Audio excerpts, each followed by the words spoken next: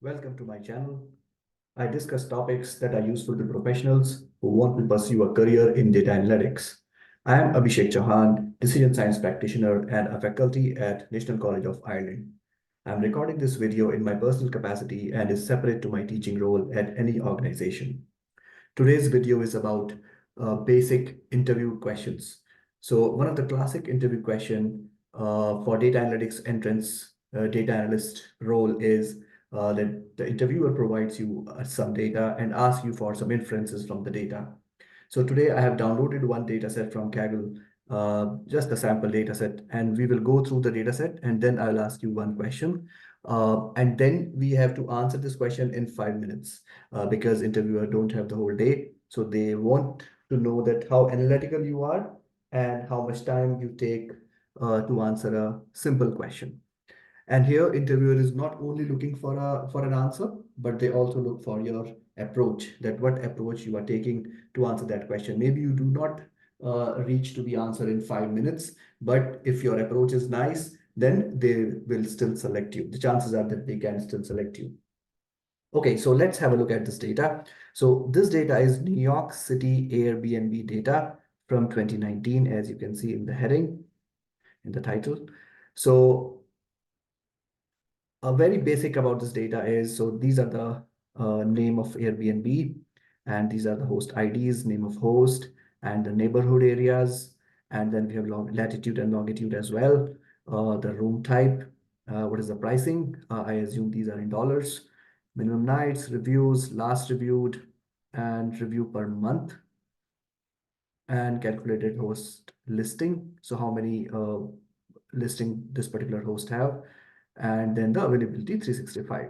Okay, so first of all, the question to the candidate is that there is a company, a successful Airbnb company. They are running in Europe and now they want to enter the New York City market. So what is the best area that they should start with?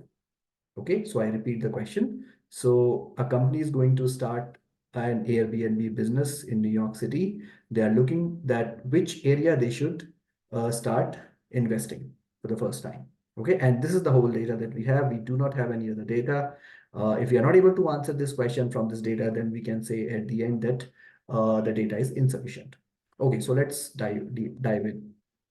So first of all, what I look into any data which I have, which I don't know from my past experience. So first of all, I pick up some of the variables which I can actually use as a summary. So for example, pricing, and these variables are generally numeric variables. So pricing is one of the things which can help me here. So let me highlight this column. Okay, number of nights, number of reviews. Okay, this is also important, and then last review date, review per month. Okay, so this is an important variable because if we are not getting any reviews in the property, then it means that the property is not successful at all. So what I'll do, I'll remove the number of reviews and I'll highlight the other part. So let me remove the number of reviews and let's go through the other variables. Okay, calculated hot listing and availability. Okay, so these two variables I'm going to use to answer this question. So the best way to answer this is, and we can see that how many number of rows we have.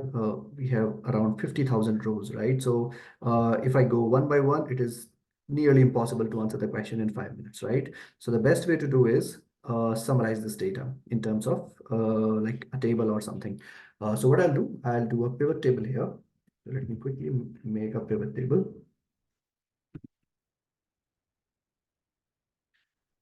Okay, in the pivot table, now what I'll try to summarize here is that which property area is having the highest pricing. So what I'll do, so for the highest pricing, I will, so first of all, I'll select the price, I'll put it here in the values. Instead of sum of pricing, I'll move it to the averages because I'm interested in finding out that which area have the highest pricing. Okay, I have this. Now I'll go to the neighborhood group. I'll not go to the neighborhood because it will give me many options. So I'll just stick to the neighborhood group. Okay, so we got these 5 groups in New York City, and here are the average prices.